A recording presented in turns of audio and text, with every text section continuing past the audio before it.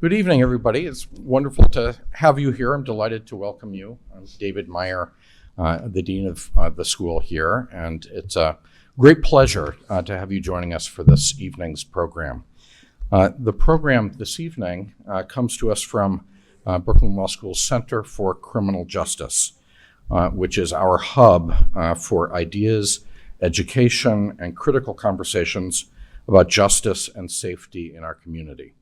Both here in New York City, but around the world, really far beyond. It's headed, the center, by three of our stellar scholars and teachers and leaders in criminal justice, Kate Mogilescu, Alexis Hoag-Forger, and Jocelyn Simonson, who will be moderating this evening's panel. It's really conversations like the one that we'll be having this evening that take us to the very heart of the mission of the center, and that is to foster dialogue about the most vital challenges and issues facing society through criminal law and policy, and to do so by learning from those who have the deepest experience and expertise with the criminal system itself. Tonight we'll be hearing from a panel of people who have engaged in an array of advocacy efforts within the criminal justice system and who have collectively written two books about those efforts. So we are so pleased to be able to host this panel this evening and to welcome all of you to it. Tonight's event is connected in partnership with the Brooklyn Book Festival. And we're very proud to be an official 2024 Brooklyn Book Festival bookend event. Bookend events are held in person in all 5 boroughs and online, and they run from September 22nd through September 30th. And they're a vital part of the Brooklyn Book Festival's mission to present programming that is hip, smart, diverse and inclusive in New York City and beyond. We hope that you can join this weekend in downtown Brooklyn. Tomorrow will be the Brooklyn Book Festival's Children's Day from 10 to 4. And then the festival day and literary marketplace will take place on Sunday from 10 to 6, including a full day of panels and events in Brooklyn Law School right here in this building. So hope to see you back for those events. So again, thank you so much for being here and for being a part of this conversation. And I want to take this opportunity to thank Liz Alper and our amazing events team here at the law school for their help in putting this together. And also to thank the local Brooklyn bookstore, Books Are Magic, for their help selling books here at tonight's program. So with that, I'm happy to turn the program over to my colleague, Professor and Associate Dean Jocelyn Simonson, co-director of the Center for Criminal Justice. Thank you, Dean Meyer, and hello, everybody. Welcome. We're so excited to have you all here tonight. Welcome on behalf of the Center for Criminal Justice, Brooklyn Law School. Thank you all for being here. Thanks again to the event staff and to all the wonderful people who we can see here, like Connor and Alan, who help make this place run. People you can hear upstairs who are getting the food and drink ready for a reception after this, where we hope you'll join us. Thank you to the fellows from the Center for Criminal Justice, who are the booksellers in the back, selling books from Books Are Magic for us tonight. We have 2 books for sale. The main one is the one we're here to talk about tonight, Protect Your People, How Ordinary Families Are Using Participatory Defense to Challenge Mass Incarceration. Came out in August from the New Press. And we also have this book that I wrote called Radical Acts of Justice. I'll name the subtitle in a minute because they actually have similar subtitles. They're both for sale in the back, and we're happy to sign books after because everybody is in at least one, if not both, of these books. So thank you again, and thanks especially to Liz Alper, although she's talking in the back and can't hear me. Thank you. So what I thought I'd do today is introduce this panel really briefly, and then just say a few words about Raj, about all of you, about the practice of participatory defense, and maybe about the titles of these books, before getting into hearing stories about participatory defense and what it is. Because one thing it's centrally about is telling stories, which is what this book does. So really briefly, let me tell you who is sitting up here with me, and then they're really going to introduce themselves through telling you all about their experiences with participatory defense. So to my right is my friend and participatory defense trainer, organizer with Silicon Valley Debug and the National Participatory Defense Network, Raj Jayadev. And he's also one of the authors of the book, Protect Your People. Next to him is Heather Lewis, who's executive director of the Reuniting Family Bail Fund, and also a contributor to this book from her work with the Norristown Participatory Defense Hub in Montgomery County, Pennsylvania.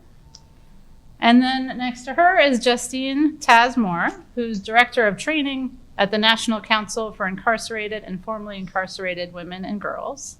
And in addition to this national advocacy, Taz has for years been an organizer with a local participatory defense hub here in New York City, based in Harlem.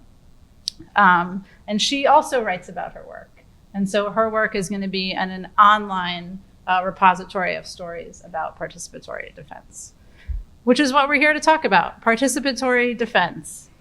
Which is a form of community organizing where people, families, neighbors, communities work together to help fight individual cases in criminal courts and other kinds of criminal courthouses. And then while they're doing that, to build community, build power, and challenge the criminal system and challenge mass incarceration. And we're here to hear how that works from all of you. Who've been practicing this form of organizing for decades, at least a decade, everybody, and always in connection with other forms of organizing and community building. And so I thought I'd set the scene by zeroing in on the subtitle of this book, and actually the subtitles of both of our books, which are kind of similar, right? So this one is called Protect Your People: How Ordinary Families Are Using Participatory Defense to Challenge Mass Incarceration. And my book is called Radical Acts of Justice: How Ordinary People Are Dismantling Mass Incarceration. And I mention my book not just because I wrote it, but because part of it is about participatory defense and leads off with the story of the founding of Silicon Valley Debug and the spread of the practice of participatory defense around the country, not as a new form of organizing, but as a form of organizing that has really taken off in recent years and had purchase with movements around the country. And so we both have this similar language, right? Starting out with the idea of ordinary people and ordinary families. And I actually really resisted having that word ordinary in the title of my book at first. You did too, yeah. Right? Because these are books about people doing extraordinary things, but doing those extraordinary things because they're doing them with other people, right? And so they're doing things like going into empty courtrooms where they're not supposed to be and standing up and saying something. They're doing things like spending hours and weeks and months putting together books or videos about people who they maybe haven't met before they're doing this, and bringing them into courts despite lawyers telling them not to. They're approaching cases where the biggest experts, the defenders, the prosecutors, the judges have said, there's nothing you can do here. This is what's going to happen. And they're taking collective action and then showing that that wasn't true, that something else could happen. And those things are extraordinary. But what that word ordinary does, I think, and I've actually come to like it in both of the titles, is that it's making a point, right? Which is that these are not people who we ordinarily think are the experts and know everything when it comes to how the criminal law works, who should be arrested, whether we should arrest people at all, what justice means, what safety means. And so when people who you don't often think of as experts, and if we look around, there's a lot of lawyers in this room, law professors, law students. That's the kind of people who often are turned to as experts. And that's not who's meant by that word ordinary. And so I think it's doing some work that we can maybe think about and thinking about like what's an expert and who's an expert. Then there's the word families as the next one. And that one really strikes me and I want to highlight as we go into telling stories. Because I think it means more than what you might initially think it means. Because sometimes the stories of participatory defense are literally about family, right? So Heather's son is sitting right here, right? Raise your hand. He's in the book too.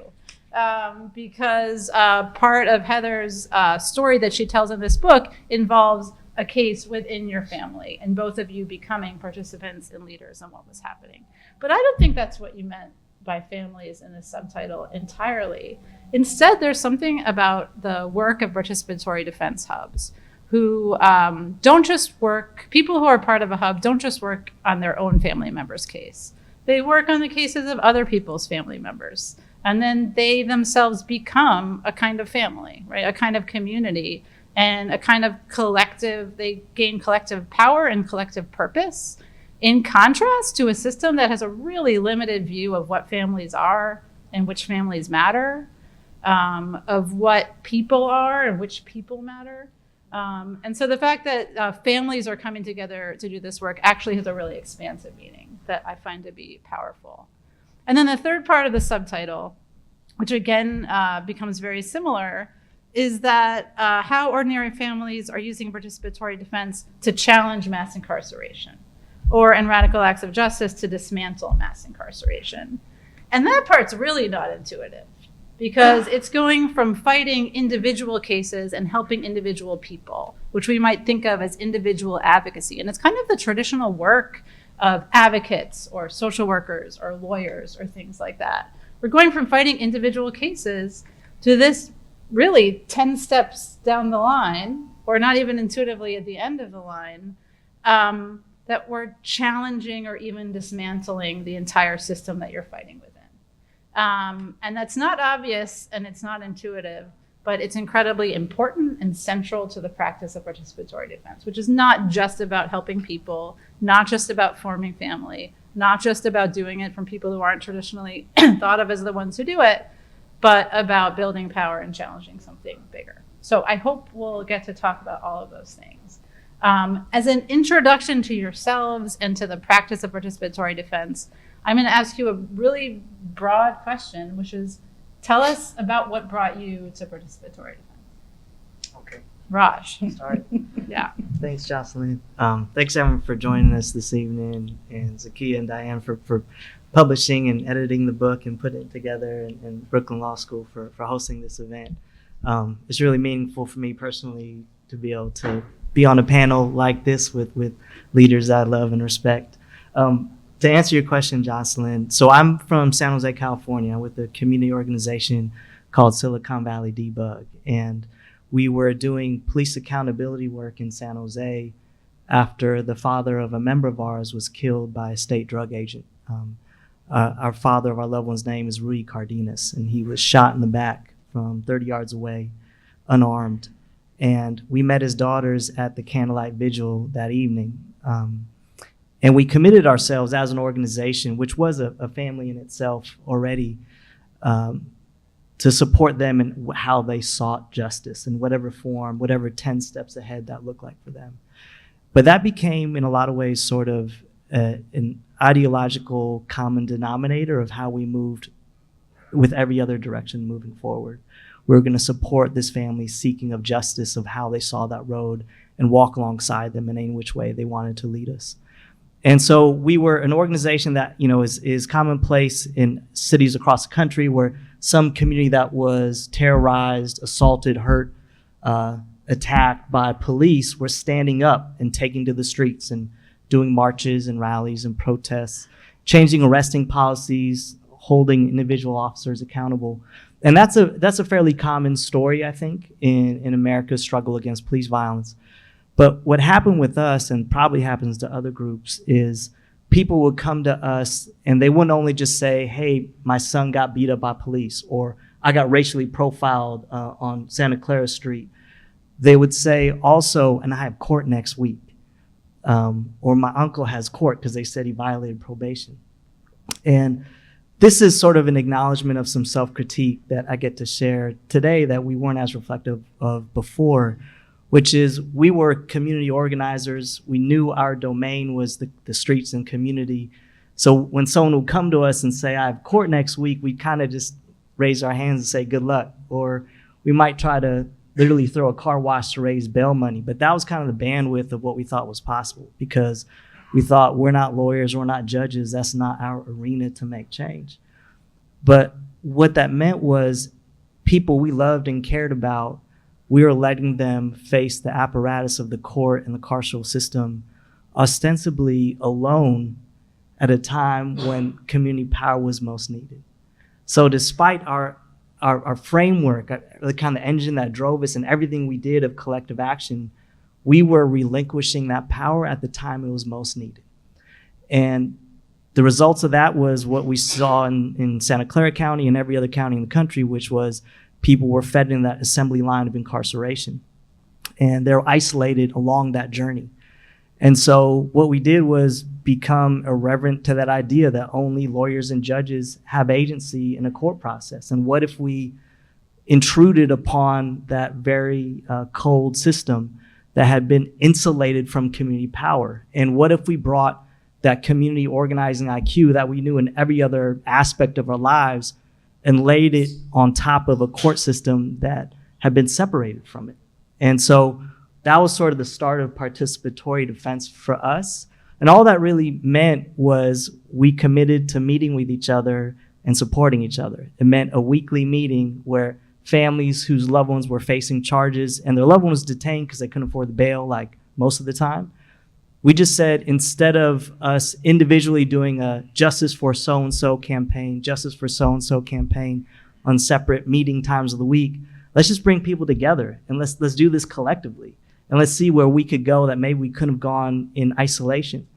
And so every Sunday afternoon, families would come, those same families I talked about who said, my dad had a probation violation, or I caught this charge, I have court next week, or my public defender said I have sentencing next month, I don't know what that means.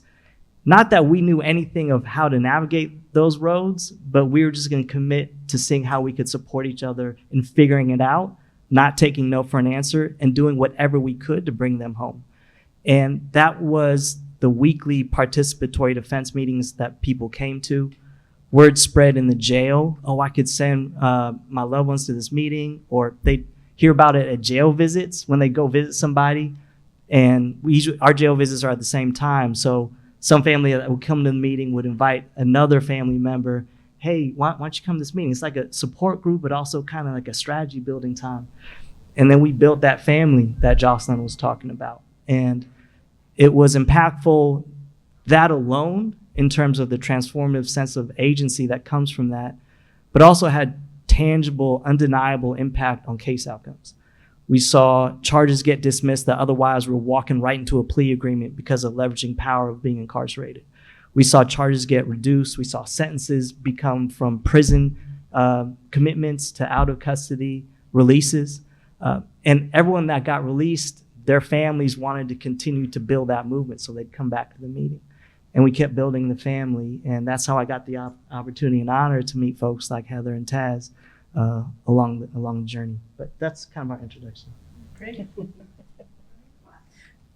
Oh, so I'm always and will forever be impressed by that story of the genius that came out of that, the love for family and each other and community. So I will forever encourage you to tell that story, because it's just amazing, and just how to think outside of the box and be able to challenge such a Goliath of a system, that ordinary families come together and have the gall to stand up in that court system and push back against a very violent and oppressive system that has just done it without abandon to really just traumatize people. So I'm forever indebted. When we talk about family, Raj is my brother, Taz is my sister, and everybody that comes into the Participatory Defense Hub, either as a family member or a new hub, they are our brothers and sisters in this movement. And so, yes, that word family does become quite large and inclusive. And even in the court system,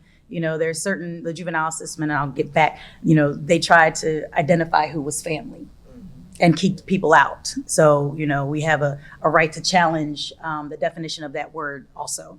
And so my introduction, so I have been in the nonprofit sector for nearly 20 years. And so I've worked with vulnerable populations across all bandwidths of social services. And then I landed in an organization that had multiple programs, and one of them was reentry with the Fatherhood Initiative. And our chief public defender at the time saw Raj speaking. She actually came to California, saw Raj speak, and brought him back to Montgomery County, Pennsylvania. And they did a presentation. Our organization was the only organization willing to stand up and have the courage to adopt this model and challenge the criminal legal system in Montgomery County, Pennsylvania. And so that was like 2015. And we were training via Skype and all those types of things. And then we had a gathering. So even before we were like really indoctrinated into doing this work and really in the courtrooms, we had a national gathering, and it was what 9 cities? There was 9 cities at that first national gathering. And I told Raj, I said, this is the modern day civil rights movement. What other arena could you push back in other than the criminal legal system when families are being destroyed and children are being kidnapped and all the atrocities? And so we started there, and that's, I think, when the training models really started to come to fruition, and that we would bring on other cities. And now we're like almost 50 cities in the country. And so it's crazy and beautiful at the same time. But it wasn't until my son caught a charge that I was actually a directly impacted person. I've had family members, I've worked with other people that were impacted by the system, but then I became directly impacted and had to do participatory defense with my son. And so that, the story's in the book, I won't spoil it for you, but that was a journey, despite having all of the skill sets and the things that we learned and the courage. It was still a fight. And so, that's how we got started. And just the love for the folks that are, doing this work is, I'll drop whatever I'm doing for these folks, and I will show up and strap on my boots and we're going to get it done. So, Taz. Yes. Good evening, everybody. Thank you for having us. Can y'all hear me? So I got started in this work because our executive director, Andrea James, she's the director of the National Council for Incarcerated and Formerly Incarcerated Women and Girls. She invited Raj and 2 other trainers to Boston, and I think y'all trained like 25 or 30 of us. When Raj and them began to speak, I was like, oh my God. Where were y'all when I caught my charge? I'm formerly incarcerated, served 16 years in a federal prison. During the two days that we were there and they were training, I was like, oh my gosh, this is a lifesaver. Everybody needs to know this. Everybody that's incarcerated needs to know this. And I always felt from the very beginning that had I had participatory defense before I got sentenced, that I wouldn't have got a 20-year sentence. Participatory defense could have saved my life at that time. So I immediately told my, because I was just starting my job at the National Council, and I was like, I know what I want to do. I want to do this. I don't care how it's going to fit into our job, how it's going to fit into our mission at the National Council, but this is the work that I want to do. And I became a trainer with Silicon Valley Debug. And then I became the director of training for our organization. So when we have other organizations and other coalition organizations, me along with a couple of the other trainers, we train people in participatory defense. I think this is the greatest model of community support, family support that can help people navigate through the court system to get the best outcome. Great. Thank you.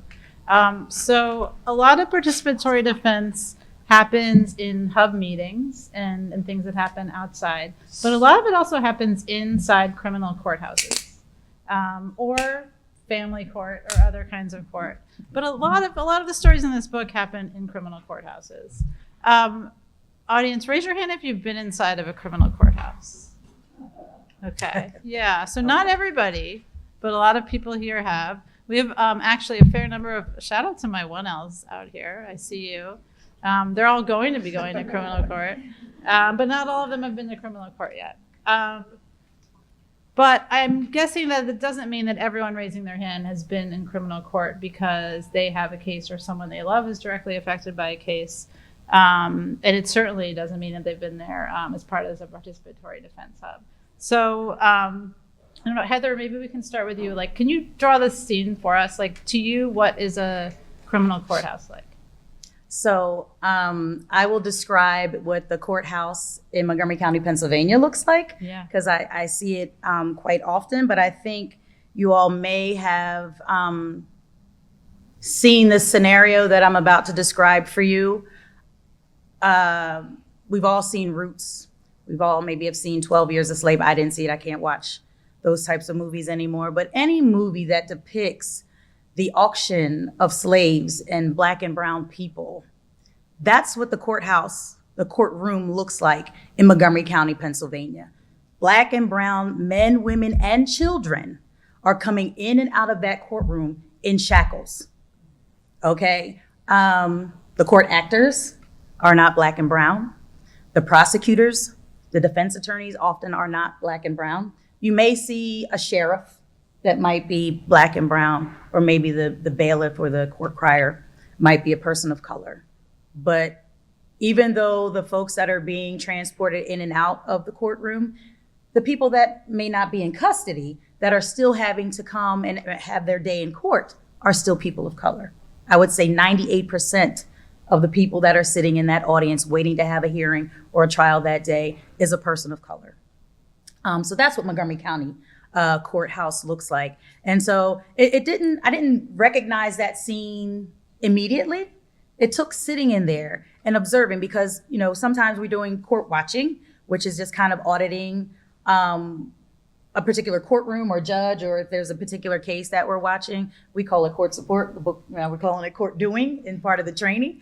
But that's when you're actually supporting a family. And so depending on what our purpose there is that day, the visual that we see looked a little different. And so I was just sitting there one day and I'm looking around, and I'm not gonna cuss because we say that for another day, but I'm just like, like, do you see, like, it just became so apparent that everybody in that room was a person of color except for the court actors. And it just blew my mind. It really blew my mind. And when Raj says that injustices happen in empty courtrooms, well, he quotes that from Avi. It is so true. It is so true. And so when there are not other people that are not necessarily tied to a case or tied to a situation, and they're literally there to be an unbiased, silent observer, you see those things and you realize like, wow. And oftentimes that person that's sitting there at the defense table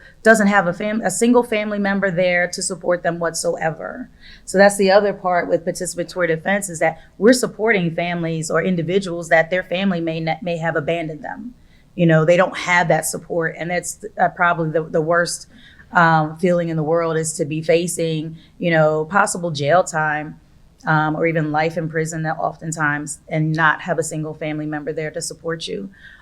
So the courtroom can be very dark and depressing and isolating, oppressive with the isolation. But participatory defense has changed that, and we're packing courtrooms now. And so family members and individuals aren't taking this journey by themselves. Those defendants are able to turn around and see a loved one or a friend or somebody that they know, they maybe never seen us before, but we've got a shirt on that says participatory defense, and they've heard that name. and so that they know that there are people there that are holding it down for them. So we've definitely have changed the landscape of what the courtrooms in Montgomery County look like. Taz, how do you think about criminal courtrooms? You do a participatory defense in New York now, right? Yes. What's that like? I can talk about a courtroom from a personal point opposed to, because I was once next to the lawyer that was defending me and the prosecutor on one side. My back was toward the audience, but the only people I remember seeing the audience was my father, my sister, and some of my friends in the back row. And a few other family members that were waiting for their family member to come out to be sentenced. So my vision is everything behind me is empty. There's a Caucasian judge sitting high on a bench looking down on me and my attorney, and most of his eye contact is going to the prosecutor, not even acknowledging the fact that my lawyer is speaking or I'm there. I'm human. I breathe air just like you.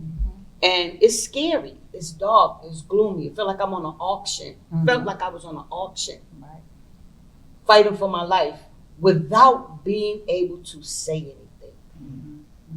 Because we put the power into our attorney, and at times it feels like you're not saying what I want you to say. Right.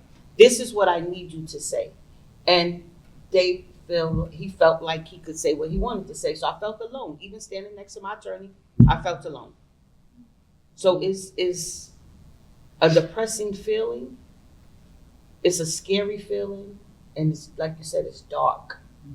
It's like the lights just dim. Every time the judge opened his mouth, it seemed like it just got dark in there, like somebody turned the lights off. Now, sitting on the other side with participatory defense, sitting in a courtroom, I feel powerful. When I'm sitting with a family and I'm able to have other people stand up with me, with that family, because when they call that person that's facing charges or facing a judge and 10 of us stand up, we let that judge and the prosecutor know that they're not alone. Right. You can no longer do exactly what you want to do without them having support. Then I feel powerful. Right. Then I feel powerful. Yeah. So you mentioned lawyers. Yes, the sorry. Prosecutor, public defender. The judge may have been a lawyer. We don't know. Maybe not. They're not always lawyers. And we're in a law school, and there are a lot of law students in the audience. So I think it would be great to hear about how lawyers fit into participatory defense. Participatory defense is not led by lawyers. A lot of times lawyers are not allowed in the room or are discouraged from being in the room at all. But there are still lawyers in the courtrooms that you go into. And so there's the stories about public defenders and lawyers in here are really complicated. They swirl in all kinds of different directions. There's no one story of lawyers, but I would love to hear from all of you some thoughts or stories for us about especially where public defenders fit into all this. There are a lot of current and former public defenders in the room, but also there are a lot of law students here who are thinking about public defense. And so it sounds like you did not have the best relationship with the lawyer that you were sitting next to there. But what about now? What's the relationship of participatory defense hubs to public defenders like? Sure, I could start. I think the relationship's still complicated. Yeah. In a good way. Like, I think it's been a long journey what the conversation is between participatory defense hub and public defenders, because, I mean, correct me if I'm wrong with the law students in the room, but I don't think they necessarily step out of law school and start their practice with a sense of centering community, or that's anywhere within the four corners of the casework that they're talking about. So participatory defense hubs could be sort of like a new animal in a courtroom that you didn't know was going to be there. So even when we started, or not even, particularly when we started, there's a lot of resentment, I guess you could say, from public defenders of participatory defense hubs, a feeling that they had to cede power and control, and that's what we're asking to do, and they're reluctant to cede that power. There was a feeling that an existence of a hub was going to shrink the amount of limited time that they already had. They're already overdrawn with cases. And so when we would go to court and there'd be participatory defense members at court for somebody, they would turn around and say that they had a hearing on the other side of court just to avoid a conversation. And part of it was because they were telling each other ghost stories about us that weren't necessarily true. The only thing in San Jose they knew about us is they saw us in the daily paper with protests and that kind of thing. And so they thought we were just an angry mob. Like that was sort of like, I'm learning all this years later after they told us what was happening, at the office, what they tell us about us. And I say, well, yeah, like maybe we are an angry mob, but we could be like an angry mob with you. Like we could be a force that you could use to get to the places that you want to go to, but maybe you forgot about because you're pleading people out at a 98% plea rate. And I don't think any public defender started their career with that ambition. And so they had to expand their sense as to what was going to arrive us at the freedom that we are all advocating for. And they did had to restructure or reorient their role, that they weren't the sole determinant here. They weren't the sole individual or hero that was going to make justice live or die. That actually, maybe there was a secondary actor. Maybe they weren't the central character in this story. And so after some attorneys got to see what participatory defense was like, what it was like working with families, that families could be partners, that they could even guide strategically and new avenues of defense that they didn't think was possible, then instead of avoiding us at court, they would call us and say, hey, I have a client right now. Can their dad come to your weekly meetings? Or we got court, like the case Heather was talking about next week. Do you think you all could show up at court so that we could change the atmosphere of power in that courtroom? Because that's absolutely what happens. When people come, I'm wearing Heather's shirt. This is a Montgomery County Protected People shirt. But all our hubs have, the logo and they got their cities on it. When hubs walk into court, when families walk into court wearing these shirts, it signals things to the court actors that this is not going to be business as usual. And there's a measure of accountability that's in the air. And the smart public defenders know how to leverage that power. And so they'll call a hub in to pack the courtroom. Community stands up when the person's case is called. The DA knows, the judge knows, okay, this is a different thing. They're watching. And sometimes what they'll do is just the presence alone of a hub changes the rendering of decisions by judges, just then and there, without a single person saying a word. Because we've had public defenders come and tell us that's how they've leveraged it. That we went into a department that was doing sentencing for serious cases. We walked in and the public defender looked back and like kind of relieved a breath of fresh air, like a weight got lifted off her. And she came up and she says, I'm so glad you're here. That this judge is handing out enhancements like candy. That was a direct quote she said, which are 10-year enhancements just by their own discretion, layering a decade on someone's life. But when we came in there, those enhancements weren't given out so readily because there was a sense that people were watching, that court would be held accountable. And so when we're at a law school, and nowhere in my wildest imaginations when we're at those meetings early on at Debug that I think we'd ever be at a law school, because there was not only a disconnect with defense attorneys, there was a level of entrenched antagonism on both sides. There was a perception of community that community was ignorant, that a community could mess up their case, that these were wannabe lawyers, pseudo lawyers. And there was perception from community that public defenders were an extension of the system themselves. And that if you have a public defender, you're not going to get zealous advocacy. And what we had to do from our perspective was change the perception of public defenders for our community. Not because we had some, deep-seated love just naturally for public defenders, could go either way, really, when it came to public defenders. But if they're representing almost everybody you knew, you had to make them the sharpest tool you could to get the best outcome you could. And that meant we had to embolden them to be the type of attorney that we needed them to be. And so that relationship changed as a result of that, because attorneys started seeing case outcomes that's the reason why they went to law school. That's the reason why they became a public defender, that they could turn around and see a courtroom of people that they're just an extension of that team and get that not guilty verdict or get that case dismissed and finally not feel like they're just groveling on their hands and knees to a prosecutor begging for the least harmful plea agreement.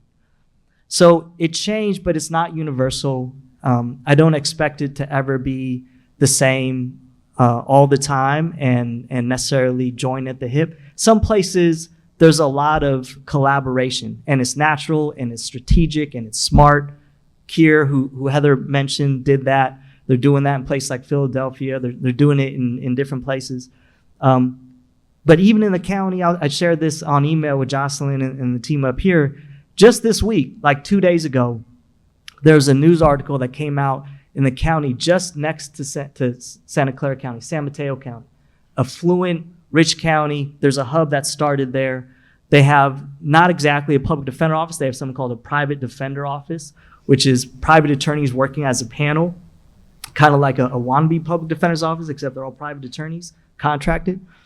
And we had filed a judicial complaint against the judges because the judges were illegally keeping high bails on people and keeping people detained in a jail where people were dying in that jail. We thought criminal defense attorneys would applaud a complaint that held judges accountable. Turned out it was revealed because we got all these lawyers calling us and say, hey, this email listserv that the private lawyers have is going off right now. Like, what's going on?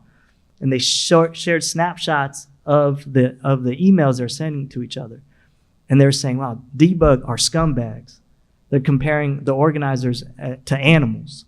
They're saying, if I have to meet with debug families, I'm packing heat, meaning bringing a good gun.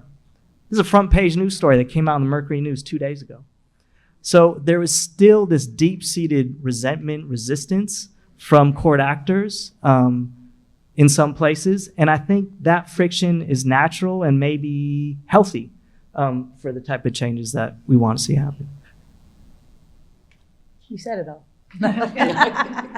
No, I love speaking with law students. I hope that learning about participatory defense and the power of community, the power of families, that it's received. I always say that it's a tool that you can put in your toolbox before it's cemented shut, right? Because once you get in the field and once you get into that environment, because now you're dealing with relationships with prosecutors and how the judges respond to you. We have judges that are, misogynistic and racist. And so all of that comes, however you present as a defense attorney in their courtroom ultimately will impact the clients that you serve.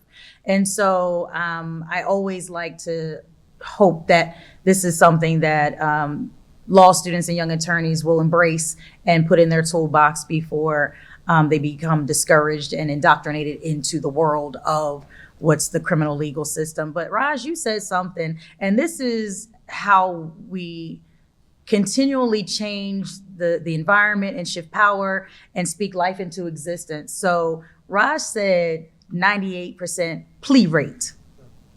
Historically, up until today, I've said 98% conviction rate. And Raj is true. What Raj is saying is true. It is a plea rate. It is not a conviction rate. And so you will never hear me say that our county has a 98% conviction rate, because it doesn't. It has a 98% plea rate because they are making folks take plea deals. They are now, we call it trial tax and all those things, but people are penalized for exercising their constitutional right to take their case to trial. If you're found guilty, we call it trial tax. You get roofed, you get the maximum sentence. We have judges that are threatening our defense attorneys that if they keep bringing cases to trial, they're going to stack them so that they're swamped under a mountain of work and nobody's going to get the zealous defense that they deserve. So we encourage and employ and hope that we're infusing this radical notion of participatory defense and community involvement into young attorneys, that you at yourself will be able to change the landscape of the courtrooms that you're in. I agree with you, Heather. I love talking to law students. Mm-hmm. And I like talking to them for basically the same reason that both of y'all just said. But I think with public defenders, they're overworked. And I think that the public defenders that do not want to accept participatory defense movement supporting the family, I think that's a lack of something on their behalf. I don't want to say intelligence, but I think y'all need us. I think the attorneys, I think y'all need us because it's only so much that you can do as an attorney.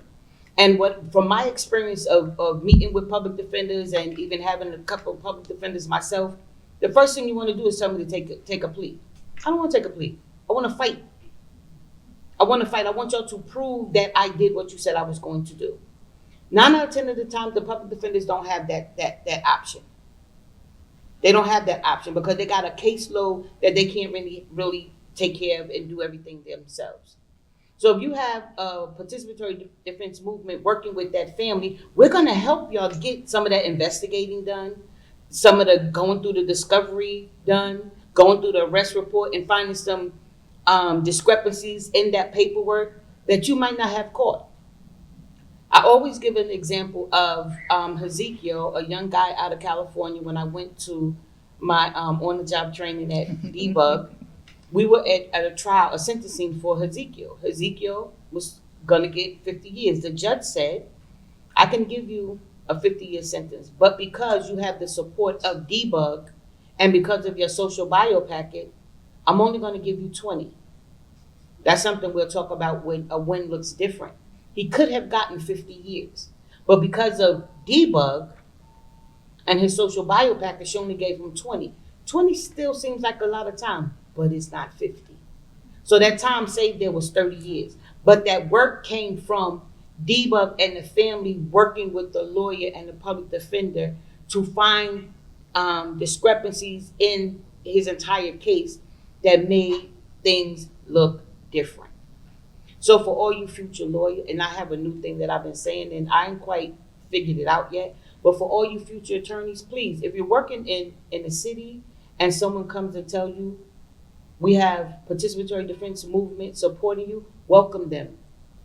Welcome them.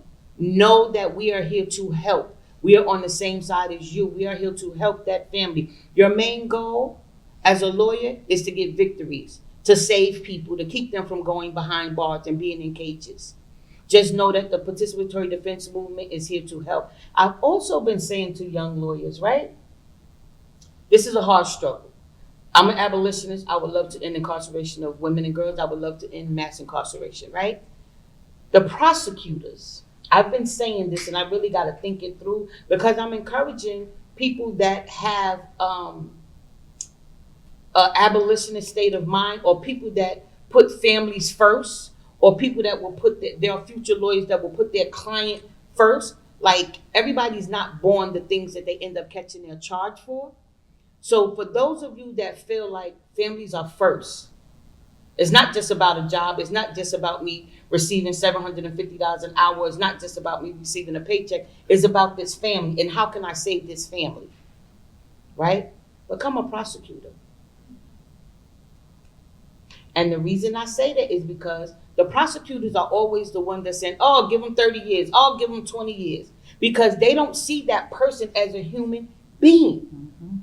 They just see them as the rap sheet that's in front of them. Not going beyond that rap sheet and saying, well, what were the circumstances that caused this person to do these things? What happened in their childhood, or what kind of trauma did they grow up in their lifetime that caused them to do these things? So if you are a future lawyer, just think about it. And you think that that person that you're fighting for is the most important thing in your life at that time. Think about sitting on the other side of that bench where you can save a family, where you can, because the judge listens to the prosecutors. Think about being able to stand on that side and say, Your Honor, I don't think that Mike Jones needs to get 20 years. I think that we can work something out and get something lower than the 20 years. And these are the circumstances. It's just like if you was a jury and you was doing jury nullification. Thank you. I agree with you, Taz, before you go on, Jocelyn, is that we need somebody in every lane. You know what I mean? We need, and you touched on the jury stuff, because, we can go on that for days, but, we just talked to, our Black and brown communities that please serve jury duty.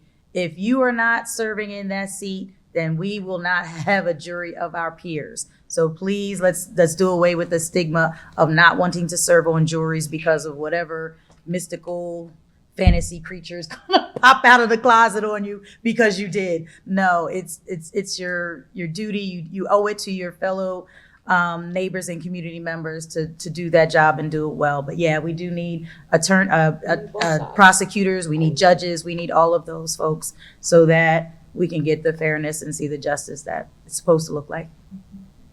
Fun fact, tomorrow morning at 8:30 a.m., I have jury duty. I haven't checked yet. Hopefully I'll have to go in. You gonna make it on? I'm definitely going to make it onto a jury. Yeah, for sure. So a couple of things. One is you mentioned socio-bio packets, and I just wanted to take a beat to talk about what that is. The book, which you should all buy, starts out by talking about social biographies as kind of one of the key practices of participatory defense hubs. And Taz, I think that last thing you were saying about showing a person as a human being, as having a community, as having perhaps trauma that led to what led them to be in court, or just as being more than the charge in front of them.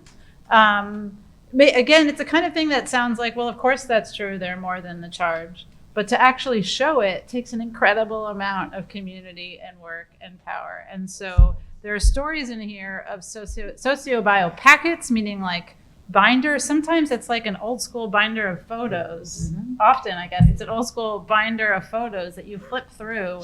And there's something about like the flipping of it to really get a sense of a person's life. Sometimes it's videos, sometimes it's testimony, but just humanizing somebody changes the outcome of a case in ways that you all quantify, and it's incredible. Yeah. There's another theme or chapter in here about expertise, and I would love to talk about that for a minute, maybe from one or two of you. This maybe goes back to like the ordinary versus expert. I don't think it's that clear. But usually in a criminal courthouse or in criminal law, experts are thought of as lawyers, judges, law professors, people who understand the details of a system, or maybe in a particular courthouse, people who have been there and know how things work, right? They're the experts. And then for law students, when we learn the quote law of experts, it's an evidence class where we learn that in order to be able to give opinions about certain things, you have to be qualified as an expert. And in criminal cases, hands down, the most common expert is a police officer who, from their training as a police officer, is able to qualify as an expert. And that's an incredibly alienating way of thinking about knowledge, about the law, especially when the criminal law is supposed to be this democratic, populist enterprise. So could you talk a little bit about participatory defense as a way of being experts, or at least undermining the idea of expertise? Sure, I could start. So the way we responded to the sort of limitations of who's qualified as an expert was by essentially dissolving the exclusivity of it, and also elevating what are the basic ingredients of what allows someone to be an expert. And for us, that was lived experience. And using that to counter, say, a police officer's, Zoom training, proved to actually have viable impact on case outcomes. So when we didn't even realize, most people don't realize what they would qualify as experts in until you're kind of confronted with the opportunity. And then you kind of go to the well and realize, well, I've lived through this, I've lived through that, I've seen this, I've experienced that, and with a depth of knowledge that really would outshine anyone that maybe have read about it in a book. So our first experience with getting this into the language of the court was us sitting in court for someone that we're supporting in San Mateo. And it was for a person who had a gang enhancement allegation on him. And so in California, the way gang, I don't know if it's like this in New York, but in California, you have an underlying criminal charge. say an assault or a robbery, what have you. And then the way that prosecutors balloon up that sentencing exposure is by putting an enhancement on it. And one of the most commonly used enhancements for Black and brown people in California is alleging that the person did that criminal act to benefit a gang. And they have a gang enhancement, and your gang enhancement could then add up to 7 more years, 10 more years, or a life term for really otherwise could have been considered minimal activity. And so he had essentially one of those charges with the enhancement, and we're sitting in court, and they bring on their expert, which is exactly what Jocelyn said, for the DA to make the argument that this is a gang member who did this act to benefit a gang. They bring in a detective who's sort of moonlighting in the secondary job, or getting some extra cash. And so they qualify by saying, I was on the police force for X amount of time. I took the course on gangs of the Bay Area. And based on my wide array of knowledge, I could verify that this person is a gang member and they did this criminal act to benefit a gang.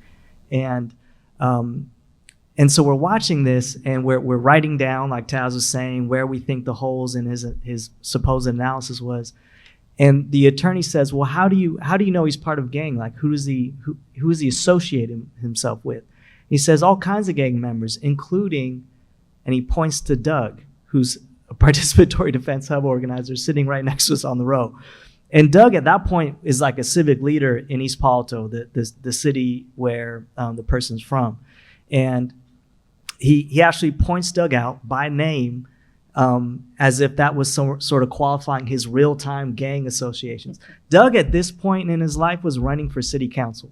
So he was, I don't know if he was wearing 2 official hats that day, but he just kind of pointed at the Black man in his 30s from East Palo Alto and said, that's enough to qualify as a gang member. So we met with the DA and got that gang expert no longer used as an expert. But it also reverse engineered an opportunity for us to redefine who's an expert and why. And Doug, in a lot of ways, was an expert. He was an expert on East Palo Alto. He was an expert on his community. He was an expert on youth culture in East Palo Alto. And he could talk about the socio-political environments that young people were raised in East Palo Alto. He could talk about the racism. He talked about how young people identified in their particular neighborhoods because it was the only thing that gave them a sense of public life. And he could identify that these are names on tattoos on people's skin that identify pride in who you were and where you're from. It wasn't necessarily a card-carrying gang membership. And so we had Doug become an expert for defense attorneys in San Mateo County and Santa Clara County, where whenever there was a gang allegations, particularly from the areas where Doug was from, they would ask Doug to review the case, and based on his lived experience, he would decimate a prosecutor's case and see right through it, rip it apart, and actually qualify by the court to sit on the stand and then make the same assessments. And so he would save tremendous amounts of years by taking away enhancements that otherwise were used as a hammer, particularly exclusively on Black and brown people. And just so you know, from a California perspective, there was a particular insidious use of gang enhancements because it not only balloons up your enhancement time, it's also coded language. It's essentially saying if you dare to go to trial, if you muster up the courage to go to trial, and they're saying that you're a gang member in a conservative, more white jury, that's essentially the same thing as calling you a terrorist. That's actually what the gang code, penal code is of street terrorism. So any sort of sense of a no bias at a trial is completely out the window. And so we've then expanded that from that time, from Doug's experience. Doug is actually a professional gang expert now. Like, if you look him up on Twitter, like look up the gang expert. I swear, like he's got a website, he's got a whole thing. He does cases all across the country. It started from that day in court. But we expanded that in all kinds of ways. So now people that are coming back for resentencing that want to talk about, make the argument about how well someone has done inside, and the prosecutors say, well, I have this violation I could point to. And they have no idea of the context. Or they could say, oh, there was some allegation. They have no idea of the lived context. We have people that were inside those same institutions coming back to give that context to explain why that shouldn't be held against them and why this person should be home. And is expanded to all kinds of ways of essentially deconstructing the limited walls of the courtroom and bringing the IQ and the experience of community into a place that was not used to that level of expertise. And hubs are doing it all over the country. So, Amani, one of our participatory defense trainers out of Knoxville, Tennessee, she called me one night and she said, Taz, I need an expert. Do you know anybody that used to smoke crack? And I was like, yeah, I live in New York. Yes, I do. She said that no longer smokes, but can sit on the stand and testify that, they used to smoke crack. So they were charging a guy who had what he said was his personal use. So she needed an expert to say, that's personal use. That is not no possession with intent to manufacture, distribute it. No. So I called one of my friends that I knew that used to get high, and I said, listen, I need you to be an expert and sit on the stand. She was like, on the stand in front of a judge? I was like, yes. I said, this is why I need you. And I explained to her the case of the young man in Tennessee that was fighting the Tennessee. She said the judge was trying to give him 20 years for what he had, a small amount that what he said was for his personal use. Instead of addressing his substance use and treating him for that, they felt that it was okay to send him to prison. So my friend was going to go to Tennessee because she used to smoke for a long time. And she said, well, how much did he have? I said, less than a gram. She was like, oh, that's definitely personal use. You can't do nothing with that. You can't make no money off of that. So just to say that Amani called me for an expert and I was able to find an expert that can sit on the stand and tell their story about what you're charging him with is not something that he's going to make a whole lot of money off of. And not something that you're going to be able to give him 20 or 30 years from. So it just so happened that Amani found someone in her own town that she didn't have to fly her from New York to Tennessee. But that was an expert. That was an expert witness that was going to help testify for someone that he wouldn't have gotten all that time. I consider myself an expert when it comes to anything that people are talking about that happened inside a prison. I spent 16 years in a prison. 16 straight. That's not 5 coming home, 3 going back, 16 straight years. So anything about a federal prison, I'm an expert at it. So if you need that information or you need somebody to say, well, this is going on in the prison, I'm a person that can tell you, oh, this happened because, or this happened because. It's not just stuff happening in that prison. So you have to always deal with the people that are real experts and not the police who looked at a video for a few years or go to a little training with all other police officers. No, you need people that have lived experience in everything that you're doing. Thank you. That's right. And I can't emphasize enough how much the things that you just said don't happen, right? It might seem like, of course, somebody who lives in a community understands kids in that community and why they, and what kinds of tattoos they might have. Or of course, someone who has used drugs understands how much would be for personal use.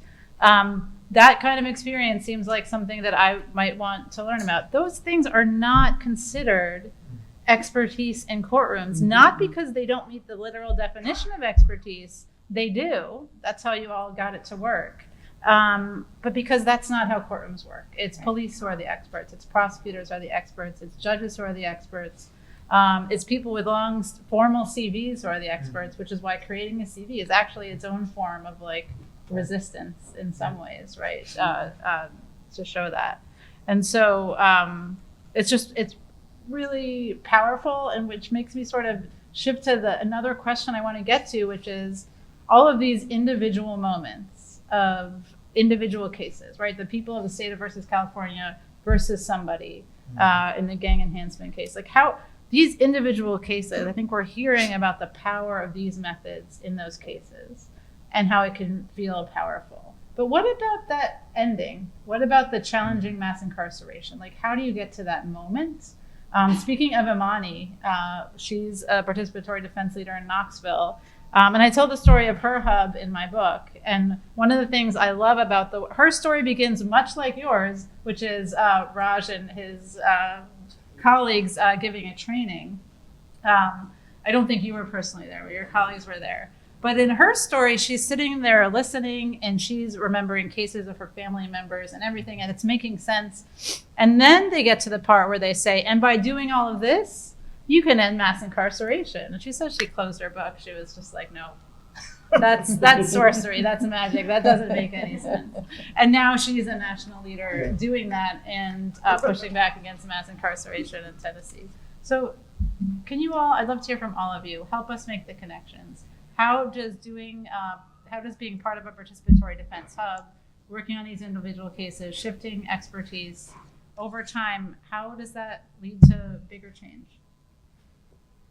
Yeah, I think the greatest part of that story is Imani's probably talks the most about how participatory defense could be part of the larger movement to end mass incarceration now. And I think there's kind of two things I'd say about it. One is maybe the step just beyond the first step of working on the individual case, which I would describe as kind of the area of campaigns and policy work, system challenging or system changing campaigns, like the ground underneath the court, so to speak.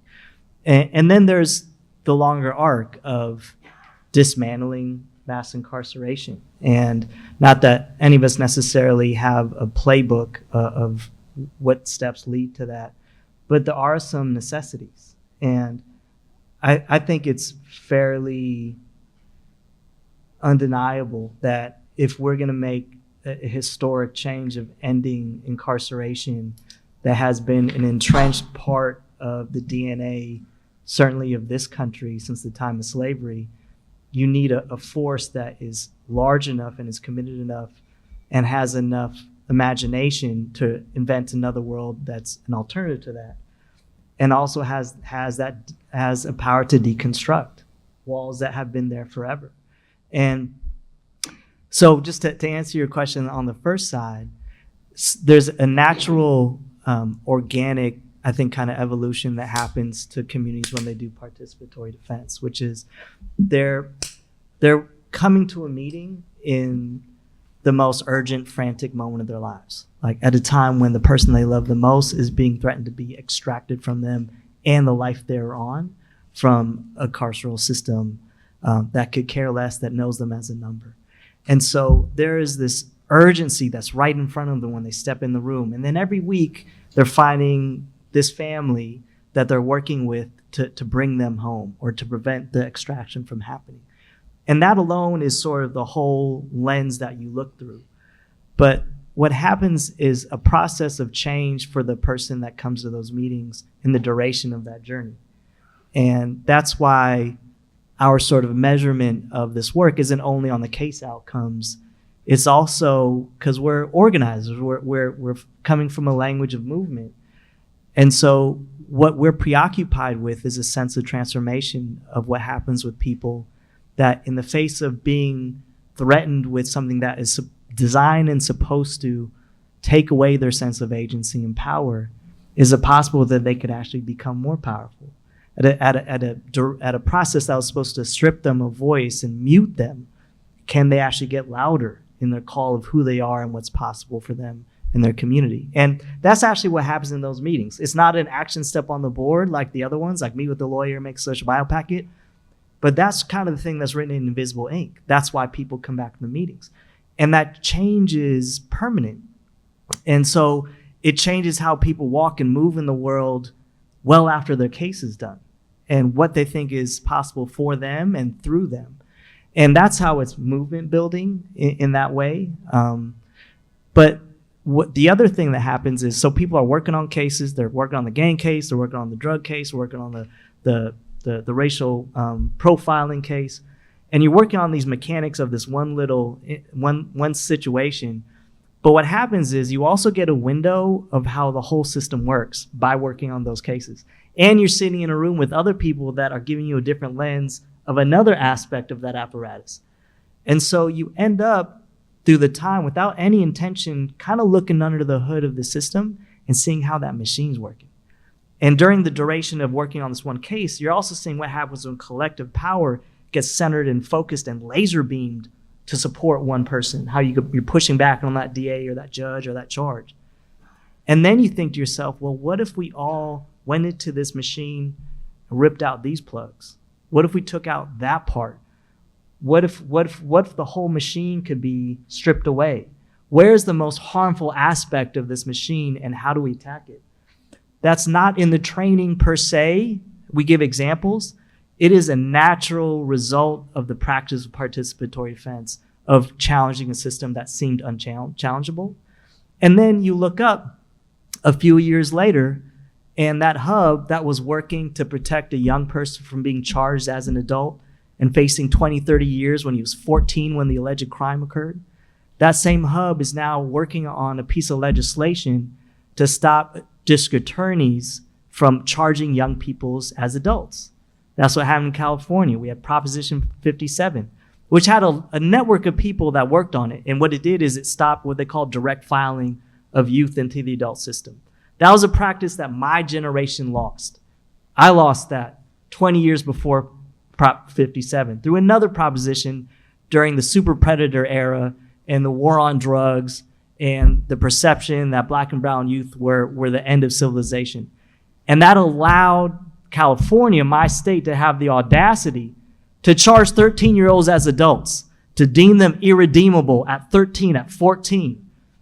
And I saw 20 years of young people that should have been at my center, in our youth programs, in the music studio. I saw them go to prison. But then after participatory defense, I saw that generation save us and redeem us. And those same families that were fighting those individual cases worked on a proposition that stopped district attorneys from charging young people as adults. And there are now young people that get to be young people because of the movement work that the hub worked on. And they worked on with others. I'm not saying just this hub, but our approach, when we partnered with lawyers, when we partnered with policymakers, when we partnered with other movement people, it was families that had to bear witness to that separation that said this isn't going to happen to another family. So but that dynamic is what happens really in every aspect of participatory defense. So like if you go to Santa Clara, where I'm from, that county, you're going to see a county that had the first protections against federal ICE going into our county jails. That was led by participatory defense families that refused to buy in at that time to a very accepted belief in the immigration movement, that there was good immigrants and there was bad immigrants. And we just want to save the good ones. And the ones that go to criminal court and have cases, well, those folks can be deported. And you all remember, was it like that in New York too? Yeah. Okay. I mean, you have people wearing like religious garb, like priests and stuff, saying that line. But it's because they had no familiarity of what the criminal court was doing and how fraudulent it was. And what a lie and how connected those two systems were. And so those families pushed back and said, we will not negotiate away who's savable and who's not. No one could be deported. And we're going to protect our people. And so Santa Clara County became the first county in the nation that created those protections. That came from the evolution that wasn't drawn out on a map. It came from families that were there for their loved ones on a whiteboard that came every week, and then seeing how do we change that next level of the system where the attack is coming, and that was federal ICE. So there's every hub that starts, they're working very rightfully so on individual cases, but there is a maturation process where they then want to challenge the system in some broader way. And so they're identifying where their collective power could be focused to attack. Great. So we have about 5 minutes left. So I'd love to hear from both of you thoughts about bigger change, and then also maybe one or two questions if we have time before we head upstairs. I'll be quick. So like Raj said, it comes from the families within and a maturation process.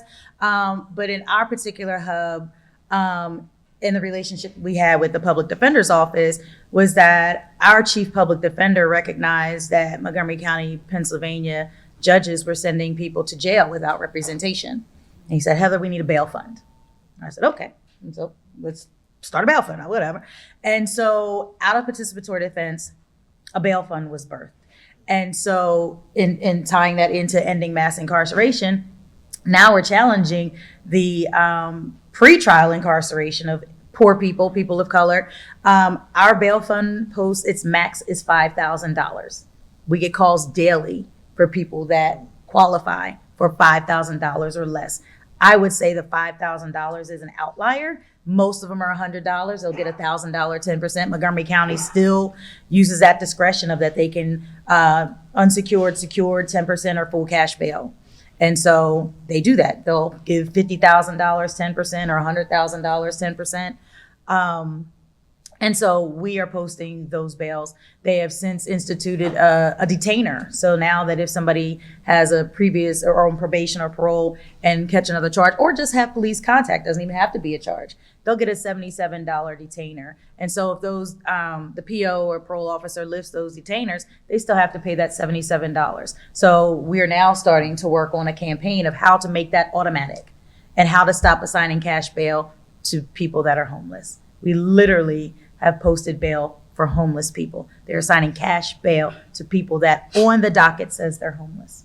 And so those are the campaigns to strengthen ending mass incarceration is now challenging pretrial incarceration of poor people. And we know that it's people with human experiences, right, or health conditions, mental health disorders, substance abuse disorders, people that are struggling with managing a human experience that causes them to have contact with the criminal legal system. And like Taz said, prosecutors don't give a damn about who you are as a human being. They will rip you to shreds with their words in your face to your families on record, and then expect you to come home however many years later and be a model citizen. So I would say the same thing. And I work at the National Council. We have a bucket of policy work where we, write policy, present legislation. We had a primary caretaker bill passed in a few states across the country.